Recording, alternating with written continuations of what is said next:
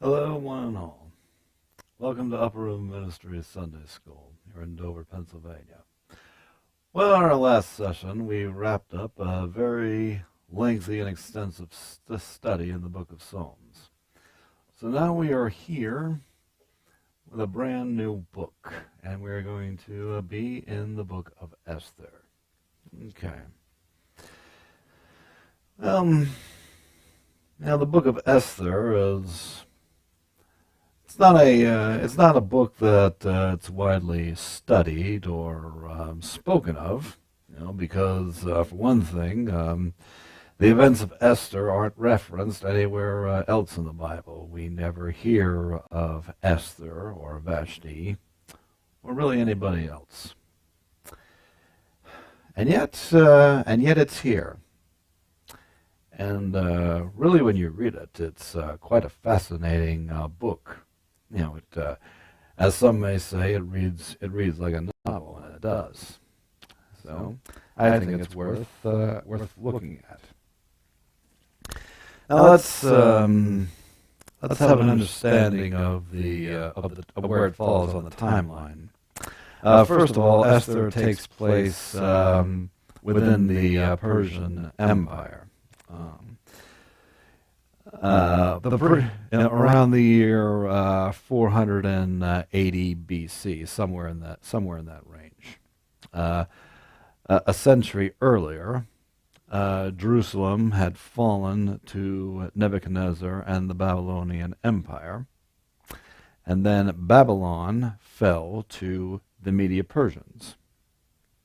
Yeah, if you study the book of Daniel, you'll discover that Daniel served under Babylonian King Nebuchadnezzar in his younger days, and then under Persian King Darius in his older years. Okay, and he saw the rise and fall of Babylon, and the rise of Persia, and that's where we are right now. Now,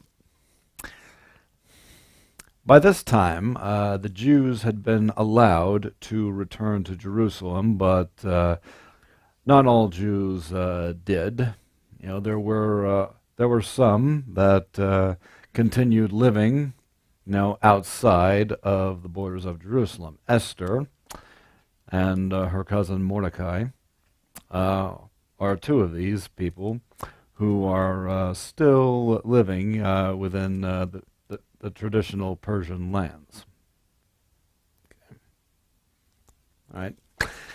It's also really, when you follow the timeline of the Old Testament, it's one of the last books. It's one of the last books of the Old Testament that was written. As you'll recall, there was a period of 400 years where God never spoke to the nation of Israel. Not until John the Baptist arrived, announcing the coming of the Messiah. Okay, so, all right. Now that that's settled, let's begin. Esther, chapter 1. Now it came time to pass in the days of Ahasuerus. He's also called Xerxes in other translations. Well, anyway, Ahasuerus, he is the son of King Darius. All right. It says, this was the Ahasuerus who reigned over 127 provinces from India to Ethiopia.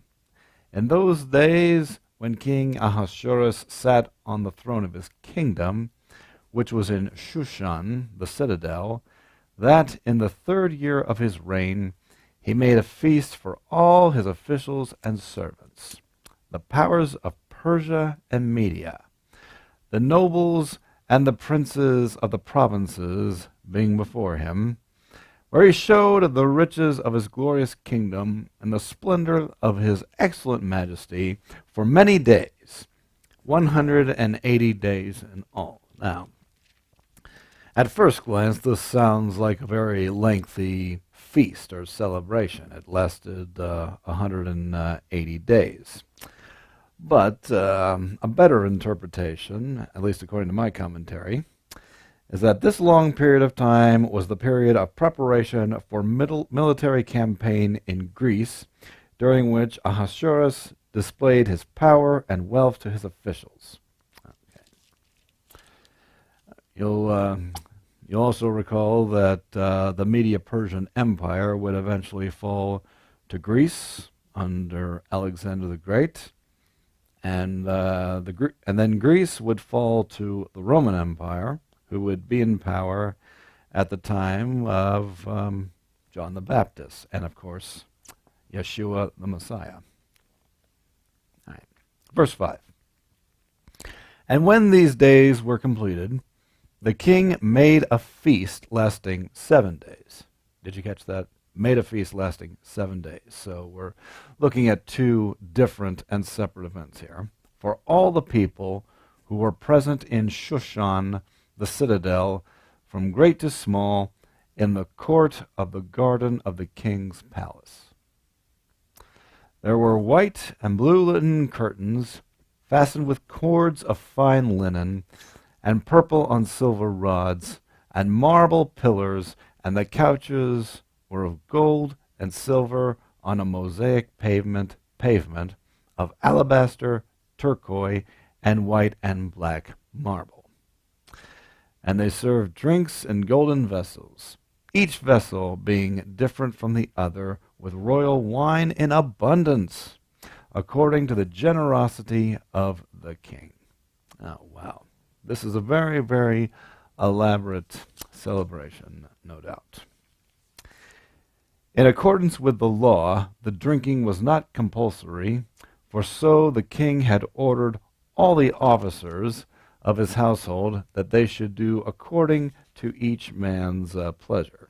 Okay, what that means is that the king told his officers they could drink as much or as little as they wanted. You know, nobody was being forced to drink.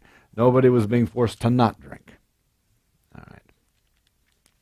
Yeah, this is different from the traditional Persian ritual where everybody has to drink every time the king raises his cup. All right. Verse 9. Queen Vashti also made a feast for the women in the royal palace, which belonged to King Ahasuerus.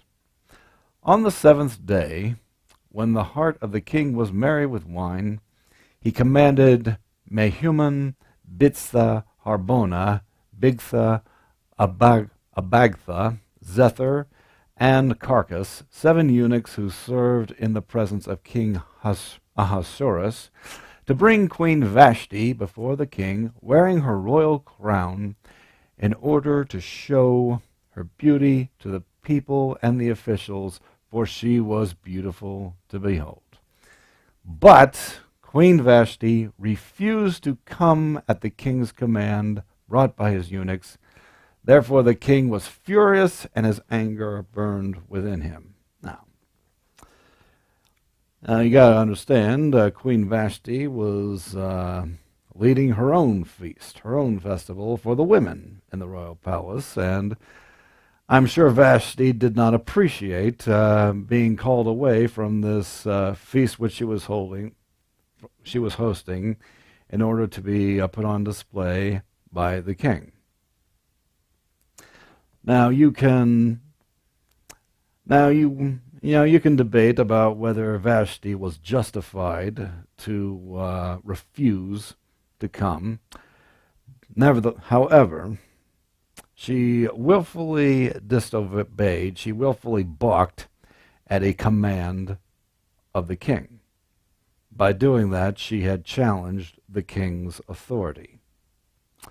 And when you do something like that, you put the king in a very tough position, because everybody is supposed to do what the king says. If he lets one person get away with balking at him, it opens the door to many more people. challenging his orders, because clearly he is not strong. All right, let's continue. Verse 13. Then the king said to the wise men who understood the times, for this was the king's manner toward all who knew law and justice, those closest to him being Karshena, Shethar, Admatha, Tarshish, Meres, Marsena, and Memucan, the 7 princes of Persia and Media, who had access to the king's presence, and who ranked highest in the kingdom. What shall we do to Queen Vashti? According to law, because she did not obey the command of King Ahasuerus, brought to her by the eunuchs. And Memucan answered before the king and the princes, Queen Vashti has not only wronged the king, but also all the princes and all the people who are in all the provinces of King Ahasuerus. For the queen's behavior will become known to all women, so that they will despise their husbands in their eyes when they report, King Ahasuerus commanded Queen Vashti to be brought in before him, but she did not come. This very day the noble ladies of Persia and Media will say to all the king's officials that have heard of the behavior of the queen, there will be excessive contempt and wrath. So, what the king is being told here is that if the queen challenges the authority of the king, that will lead to all the women challenging the authority of their husbands as head of the household. That's certainly not good. Now, that they could have been exaggerating, maybe that's a bit of a stretch. I don't know, but one thing is very certain: the reputation of the king will be surely damaged because of what Vashti has done, unless something is done about it. All right.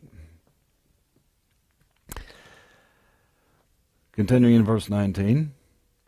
If it pleases the king, let a royal decree go out from him, and let it be recorded in the laws of the Persians and the Medes, so that it will not be altered, that Vashti shall come no more before King Ahasuerus, and let the king give her royal position to another who is better than she. When the king's decree which he will make is proclaimed throughout all his empire, for it is great, all wives will honor their husbands, both great and small.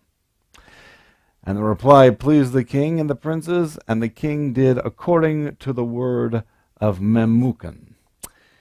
Then he sent letters to all the king's provinces, to each province in its own script, and to every people in their own language, that each man should be master in his own house, and speak in the language of his own people. So, Queen Vashti is officially deposed of her position. She is no longer queen. She is stripped of the title and whatever authority may have come with it. I really am not certain if the queen carried such power. Maybe that was just the title given to the wife of the king. Maybe that's all it was, a title. I don't know. But the bottom line is Vashti would no longer be queen, and we would never hear from her again. Okay. Chapter 2. After these things, when the wrath of King Ahasuerus subsided, he remembered Vashti, what she had done, and what had been decreed against her. Then the king's servants who attended him said, let beautiful young virgins be sought for the king, and let the king appoint officers in all the provinces of his kingdom, that they may gather all the beautiful young virgins to Shushan the citadel, into the women's quarters, under the custody of Haggai the king's eunuch, custodian of the women, and let beauty preparations be given them. All right. Beautiful young virgins. The king is very, very specific. Beautiful, young, and virgin. Yes. Only the best for the king, at least when it comes to outside qualities. Yes.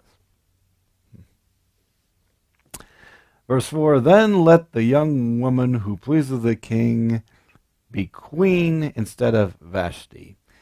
This thing pleased the king, and he did so. All right. In Shushan the citadel, there was a certain Jew whose name was Mordecai. Now, you notice it says, it doesn't say there was a Jew, it says there was a certain Jew. I've noticed that within the Bible, particularly the King James Version, whenever you see the word certain next to somebody, that person is very special. And and that's a clue that whoever this certain person is, they're going to have a role of great importance. Okay. That's in both the Old and the New Testament. There was a certain Jew whose name was Mordecai, the son of Jair, the son of Shimei, the son of Kish, a Benjamite. Kish had been carried away from Jerusalem with the captives who had been captured with Jeconiah, king of Judah, whom Nebuchadnezzar, the king of Babylon, had carried away. So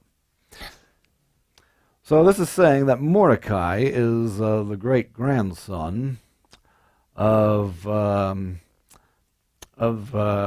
Jew who was carried away into exile from Jerusalem to into Babylon.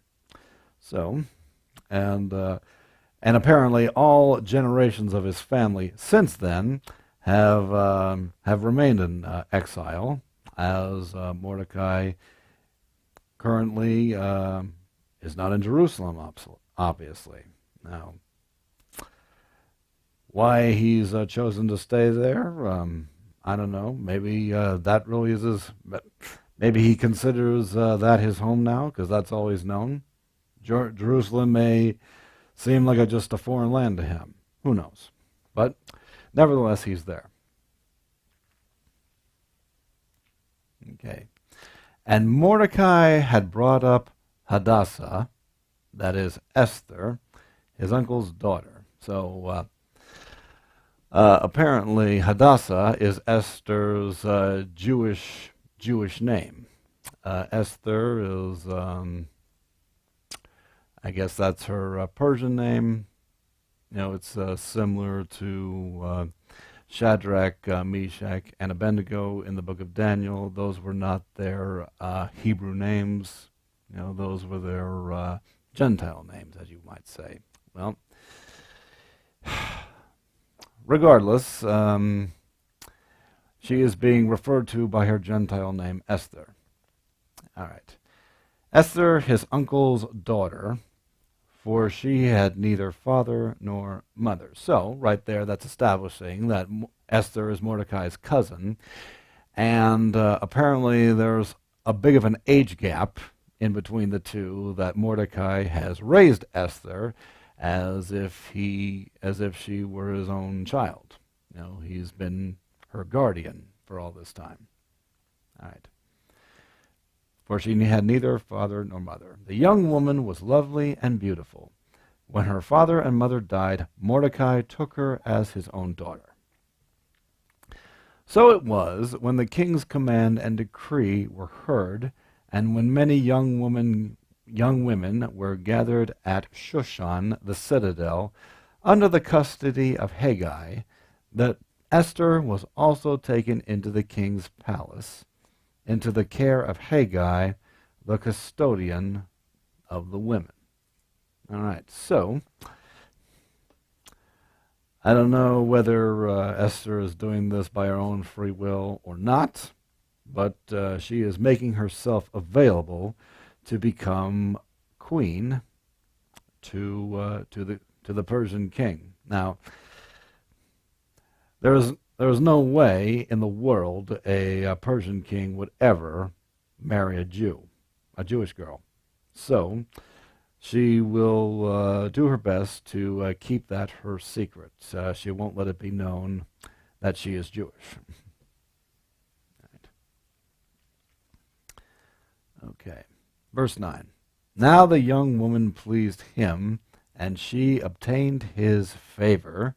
So he readily gave her beauty preparations to her, besides her allowance. Then 7 choice maidservants were provided for her from the king's palace, and he moved her and her maidservants to the best place in the house of women. Okay, so Esther has apparently found favor with the king. Esther had not revealed her people or family, for Mordecai had charged her, not to reveal it. And every day Mordecai paced in front of the court of the women's quarters to learn of Esther's welfare and what was happening to her. Now, Esther went through, I believe, a year's worth of beauty treatments. Wow, that's a lot of attention. But that's just how seriousness Esther's beauty mattered to Mordecai, and apparently he would not allow himself to see her until after all the very lengthy beauty treatments were completed. All right. Number 12, verse 12. Each young woman's turn came to go into King Ahasuerus after she had completed 12 months' preparation, according to the regulations for the women, for thus were the days of their preparation apportioned, 6 months with oil of myrrh, and 6 months with perfumes and preparations for beautifying women.